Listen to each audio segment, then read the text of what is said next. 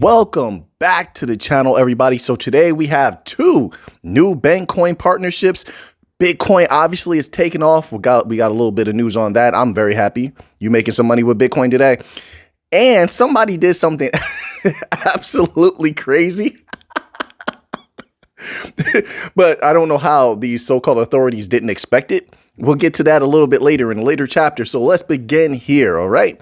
So this article is titled Ripple's XRPL taps Axelar for RWA, real world assets, tokenization, cross-chain communication. Yeah, they said that they were going to go after real world tokenization and real world assets.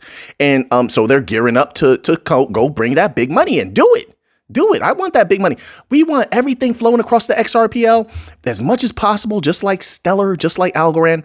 It says the partnership between Ripple and Axelar is part of a strategic move into tokenizing real world asset, which we know there's trillions waiting there, but it'll take time to bring that in. But when it does, whoa, Nelly, look out. It says Ripple is partnering with the Axelar Foundation to add interoperability to the XRP Ledger blockchain, targeting the next stage of growth for the tokenization of real-world assets. The partnership will enable developers to use Axelar's general message passing to execute calls on smart contracts residing on over 55 blockchains, facilitating the cross-chain deployment of decentralized applications on the XRPL, Ripple's open source public blockchain. Now, here's why they're making this big push. Keep in mind, there's going to be a great wealth transfer. There's actually a few going on at the same time, and they sort of call them all the same term. They use the same term, great wealth transfer. But there's a lot of people. I'm just going to break it down real simple. There's a lot of people getting older right now. All right.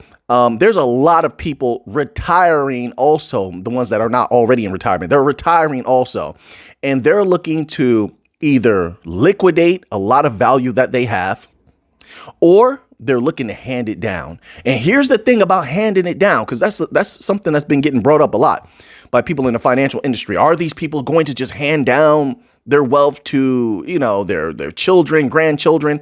Here's the thing about that. I keep up with the youth, and the youth of today really don't hold a whole lot sacred.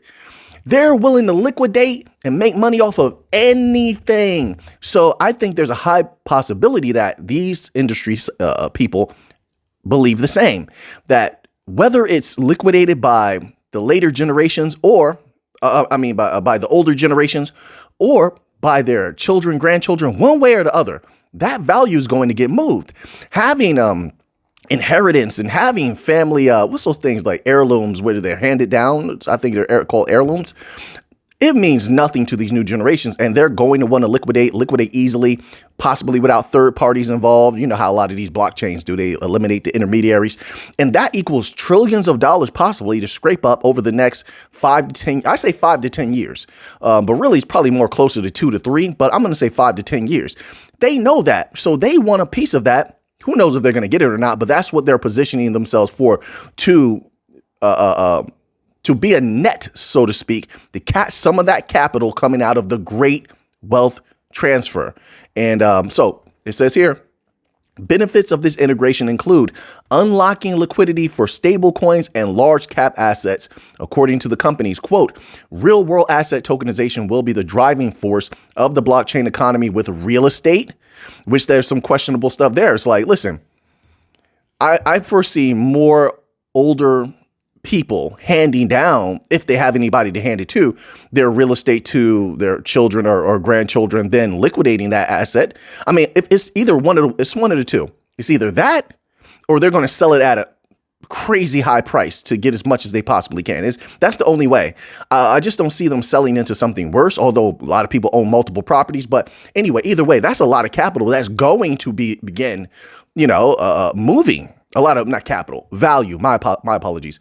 In my humble opinion, commodities and treasuries, as we know, commodities are going to be a big thing on chain in the future. In my humble opinion, they're on the chain now, but just a little bit. You can get a little gold here, you can get a little silver here. I think copper should be in there as well. Copper, put palladium in there. I don't think too many exchanges are dealing with palladium right now. Platinum. all of these different things, right? Which a lot of the people are not really on that right now. But then also, listen, there's a whole lot you could do with commodities coming in the future. I mean, if they play their cards right, that is. I don't know what they're going to do. I'm not a part of their team, but if any of these utility coin companies play their cards right, there's a lot of money on the table. Just my humble opinion, not financial advice. I'm not a financial advisor. Then, of course, treasuries. I think that goes without saying. Treasuries and bonds. Listen, all of these companies are in with the U.S. government, all of them. They all wanted to get close with them. And yes, they have some rogue factions going against them, but they all have these connections with the U.S. government. And so treasuries and bonds go without saying. And if the government wants to move things globally in the future on chain, which they will, they're going to have to use these guys because they have so many countries joining BRICS around the world, whether they're a threat to the United States or not doesn't really make a difference, but they're not going to be heavily using United States systems. So that's better for bank coin blockchains, utility coins like Chainlink, XRPL, Stellar, if they're going to be involved. So this bodes well for them. That's super bull. All of this is super bullish. So now let's move on to another article here. I don't want to linger too long. So you have that partnership. Then you have this. There's a lot starting to come out here, folks. Things are starting to heat up. This article says Ripple partners with Silicon Valley firm to introduce multi-asset tokenization on the XRPL. So it says here, RippleX, this is from RippleX. RippleX, the development arm of Ripple, has inked a partnership with Zoniqx, a tokenization firm headquartered in Silicon Valley, to introduce multi-asset tokenization on the XRP Ledger. See, it's all about it's all about tokenization right now. And that's another thing why it's good to stay privy and abreast of different types of industry news, because you hear all the big banks talking about what lately? The last 2 months, they've been talking heavily about tokenization. Right. I wouldn't be surprised if we're going to see a real rush towards who's going to be the dominant force in that. And I don't see why some of these utility projects couldn't be that, but they will have to have the guts to actually make that push against these big banks, because the big banks are coming. And don't get me wrong, some of the big banks may utilize some of these systems for real world asset tokenization, but I think they're going to have customized systems more so. We'll see how that works out. But anyway, it says Ripple disclosed the pivotal development in a recent press release, further calling the public's attention to it last night. According to the press release, the collaboration will see the integration of the XRPL infrastructure with two robust tokenization solutions from Zoniqx. So the XRPL is getting stronger, getting better. That makes it more bullish. A lot of people, including a lot of Bitcoin people, are also very bullish on XRP. This makes it even better. It says, these tokenization solutions, namely tokenization platform as a service, TPAAS, and tokenization lifecycle management, TALM, would help transform the XRP ledger into a suitable environment for tokenization of real world assets. According to the press release, the goal of the collaboration is to enhance the efficiency and accessibility of real world asset tokenization on XRPL, utilizing XRP. See, that's a big thing. XRP. Bitcoin was up today. XRP was up a wee bit. I don't know what it's doing now, folks. By the time this gets released, anything could be happening in the market. Market moves like that. It's hard to know. But it was up a little bit today. A lot of stuff was up today, but that's not what's important right now. See, Bitcoin was it was like 56,000 last time I saw. So Bitcoin is at 56,000. Now, here's what's important. Someone asked me a question. I'll go right into that question from the comment section yesterday. They asked me something like, could I describe what a bull run is like? Or I guess my experience from a bull run is all I can give, right? So I'll give that with this. What I'm looking at right now, I'm going to tell you what, folks, this reminds me eerily of 2021 bull run. If you remember, I had just begun covering crypto at the beginning of it. It hadn't even taken off yet. Everything was super low, just like it is right now. Super low. You go back and look at those charts. And then what started to happen, I remember it like it was yesterday. The volatility began. Bitcoin was going up and the volatility began, and it became a day traders and a swing traders paradise. And that's what I'm seeing now. Unless I'm seeing wrong. You tell me you haven't seen the volatility. People are making capital right now. They're swing trading, day trading. And that's the charts going up and down. You're like, what is he doing? Am I dancing? No, that's the charts going up and down. That's a beautiful dance right there. That's a money dance. those charts were going up and down, boom, boom, boom, boom, boom, all this volatility. And I was looking at the charts today.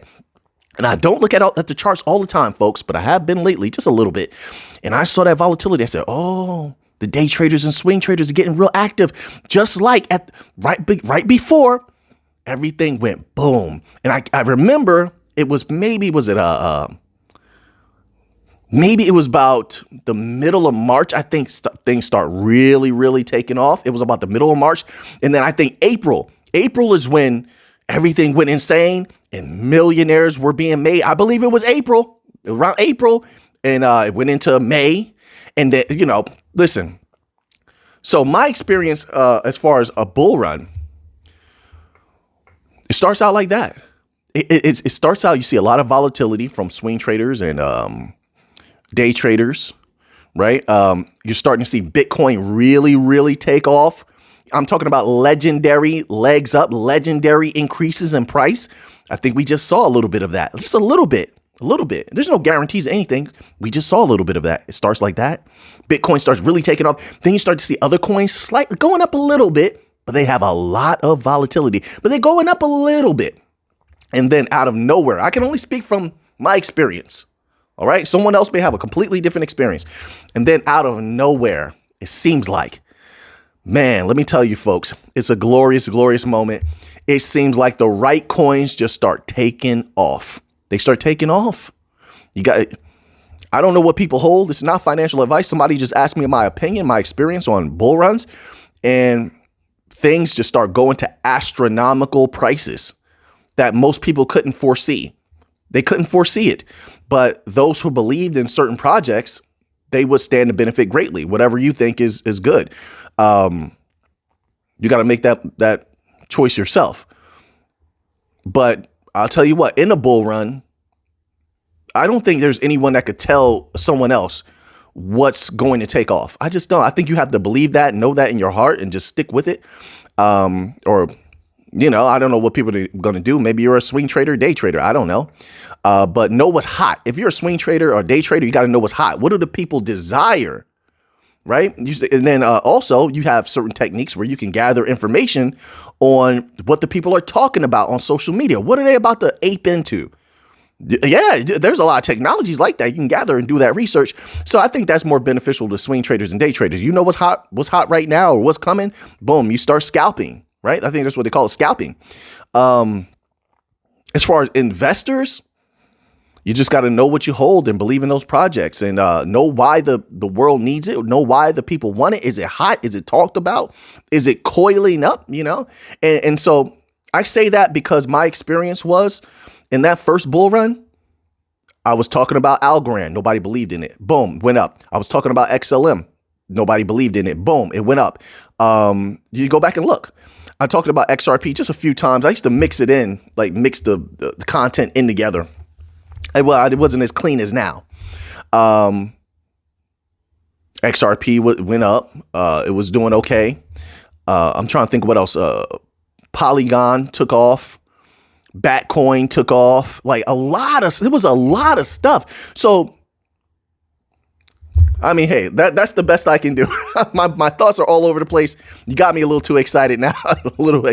But that's the most I can give you right now from my experience from a bull run. Things take off out of nowhere. But if you know something solid or is hot, those are the things that will probably take off immediately. And bull runs can be absolutely life changing. There's no one that can predict. No one that can predict where a bull run is going to go. No one. I remember when Bitcoin started going up, there was so much FUD and people just kept saying it's going down, and it kept going up. And people kept saying it's going down, and it kept going up. Go look at those charts. So just a fun time. So now let's get back to these articles here. So we have a little bit of Bitcoin news. We got that crazy article coming up later. Don't worry about that. This article is titled Bitcoin soars past $56,000. Ooh-wee. It says, as unprecedented adoption seen tripling the price. Let's go, Bitcoin. Let's go. Yes, this is what I want. I want Bitcoin to go up as high as it possibly can so we can make some good money off of Bitcoin. I'm not going to lie. I want $80,000 Bitcoin. You think he can make it there? You think it's going to 80,000? You think so? We'll see. You got people calling for $100,000, $200,000. It says a rally in Bitcoin pushed the asset to 2024 high. That's another thing about a bull run. Let Bitcoin cook for a while. Let it cook. Let it cook. And after a while, you start to see that liquidity trickle out into everything else. Just my humble opinion. That's what I saw. Maybe someone saw something different. It says no two eyes see the same thing. The world's largest cryptocurrency is up more than 10% to $56,449 in the last 24 hours. Its highest price since December 2021. I told you, it's like right this moment now, and it's so early in the year. That's the thing that really reminds me of the 2021 bull run. It's so early in the year, and it happened just like that, folks. Everything starts simmering.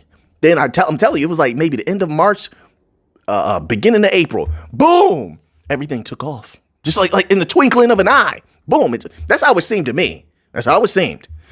And I would love to live through that again. I definitely would. Hey, I only speak for myself, folks. I only speak for myself.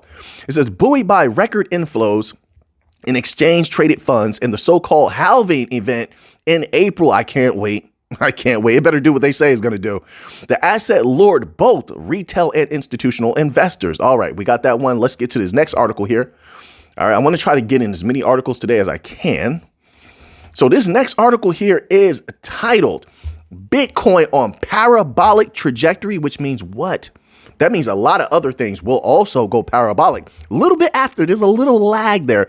But after Bitcoin, listen, I'm starting to get excited. Let me not get too excited. You never know what's going to happen. It's crypto. You never know.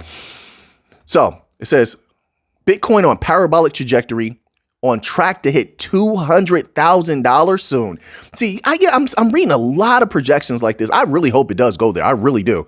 It says, as the majority of assets in the cryptocurrency sector are making significant strides that have pushed its total market capitalization back above $2 trillion, its representative Bitcoin is leading the charge with the highest price since December 2021 and more massive gains incoming. I sure hope so.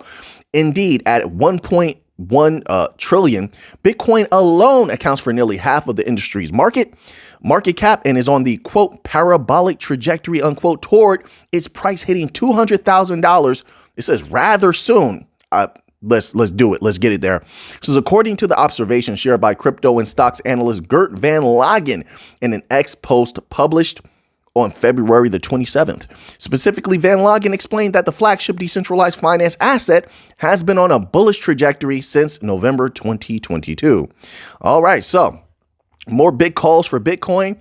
Let's all hope it goes there. That liquidity. Not only will we, I don't know what you hold. Some of you may not even have any Bitcoin, but I say we, but I'm just inclusive like that. I'm really just talking about myself, but good money can be made with Bitcoin, and then that liquidity can come out of Bitcoin. People will want to play. They definitely will. And it will come into some of those other coins. It will flow. And we may, not financial advice, I'm not a financial advisor, may get to the money. Yeah. So now, let's go here. We got to get something out of the way. Once again, I got another one of these. We're going to tackle them all. A little Auphanims thoughts. Oh, yeah. Little Auphanims thoughts. Who used to say that? Oh, yeah. Dude, old school people may know. I probably did a horrible impersonation. So one of these individuals, this is what they're saying online. I keep seeing these things. One of these individuals is going to protect you, and the other are going to try to take you out. You get it? Boom, get you out of there. I don't know what that sound effects was. So we have, I know somebody old school put this together. I'm going to help you out. I'm going to make a good choice. You have the T800 Terminator from T2. This is definitely T2. Arnold Schwarzenegger right here. The best Terminator, by the way. Yeah, I know a lot of the Terminator 1 fans. It's the best. It was good. It was good. But this one right here, Terminator 2, you had to be there to know, people. I'm telling you, you can't watch it on TV. You had to be in the theater. This was game changing. It was the best. So you have T800 Terminator. You have Predator. Looks like the one from Predator 2. You have Batman. You have Wolverine. One of my favorite, Batman, Wolverine, two of my favorite superheroes all time. Just know that. Hellboy was one of my brother's favorites. You have Judge Dredd, not the new one. They put the Stallone. That's how I know somebody's old school put this together. Tell me I'm lying. They picked the old school Judge Dredd. Oh, a lot of people don't like that movie. Guess what? I do. I love that movie. So they got the old school Judge Dredd here. Then they have Vader. They put Vader in here. Then you have the dude, I can't remember his name, the dude from what's it called? Sin City. You know, Sin City movie and the Sin City graphic novel, which I have up on my shelf, by the way. I have all the Sin City graphic novels up on my shelf, by the way. And then you have, why would you put who put RoboCop in here? And I love RoboCop. I think RoboCop might only get past the Sin City guy. Other than that, he's not making it past. He's not making it past anybody else. Listen, if all of these, I have to choose one protector out of here. Who do you think I'm going to choose? Tell me in the comment section right now. Who are you choosing, by the way? Tell me in the comment section. I want to know. Let's have some fun while we're doing all this crypto news. I'm going to tell you right now. I'm picking Vader. I'm picking Vader. There's nobody making it past the force. He can force lift any of these people. He can force lift at the same time, a lightsaber, make it spin in the air, and then those people are done for. There's nobody making it past Vader. If I can't have Vader, the closest to Vader I'm going to take is to protect me while everybody else comes after me. It's probably the T-800 Terminator. Listen, between Vader, nobody can get past his force, or the T-800 Terminator, which has super strength. It's a robot. It feels no pain. It has weapons, all types of weapons. And it doesn't even have to use them. It could just use its super strength. And then it has that boom mechanism in the back of its neck. I believe that. Wait. Or did they just use that in one movie? Okay, so let's not consider that. But Predator is not beating Vader. T-800 Terminator will get squished by the Force. Batman is getting squished by the Force too. I love Batman though. Wolverine is getting crushed into a ball by the Force or ripped apart. I don't know about Hellboy. See, I don't know enough about Hellboy, but I just don't see anybody getting past that Force. As strong as Vader is, and he's good, and he's proficient at hand-to-hand combat, Judge Dredd is getting finished. Judge Dredd, and as well as RoboCop, really, they shouldn't even be on this list here. No disrespect. They shouldn't be here. And I love Judge Dredd, the movie and stuff like that. But no, and I love RoboCop. Watch all the RoboCops. And then the Sin City guy is getting body bag. It's getting body bagged by everybody in this picture. and Wolverine is doing something fierce to him. All right. All right. So now we had a little bit of fun. Let's get back to this crypto news here, because now we're going to get to this crazy article here. And these mistakes are going to happen. This article is titled, "Man Allegedly Vanishes." Poof, he vanishes after crypto exchange accidentally, oh, you made a big boo-boo, accidentally sends him $585,000. What did you do? What? You sent this man 500 big ones. In this great time of desperation, you know people will disappear with less. You give somebody $2. Hold my $2 for me. I'll be right back. When you get back, they're not going to be around. I'm telling you right now, these people are in a desperate state. So it says this. A man in Australia has reportedly disappeared after a crypto exchange mistakenly sent his account more than $585,000. According to a new Australian Broadcasting Corporation report, cryptocurrency trading platform Rhino Trading, everybody's going to go to Rhino Trading now, hoping they make another mistake. All right. You know somebody is, right? It says, which operates OTC Pro, allegedly slipped up and added a 0 to an account deposit made by a 37-year-old, and I'm not going to put his name out. There's no need to. But I'm going to tell you what, he didn't vanish. He didn't vanish. But let me see. Let's go down here. I just want to see what they're saying. You know he didn't. Like, vanish sounds good. Man, he took that money and ran. I'm trying to read and just see why they use the verbiage vanish. He just took the money. He ran. I guarantee you he probably went to you'll find him in a non-extradition country somewhere. He made out like a bandit. Hey, I'm not pro whatever he's doing. You know, I can't say certain things on YouTube, but I'm pretty sure I'm very wise. I'm a really good detective. He took that money. He hopped on the first flight to a non-extradition country, And that's where his head lies, I'm pretty sure. And you will probably never see him again unless he's a fool and, he wants to be in some big trouble. So that's what I think happened there. But that's a crazy article right there. How do you make such a mistake? Come on now. You have to. And this is why AI is going to help a lot of these businesses and might take a lot of jobs over. It will, because it won't make those same errors if it's programmed correctly. You got to get the best of the best, of course. But you see that type of thing right there? Companies are looking at that and shaking their head. Human error. Oh, you put an extra zero.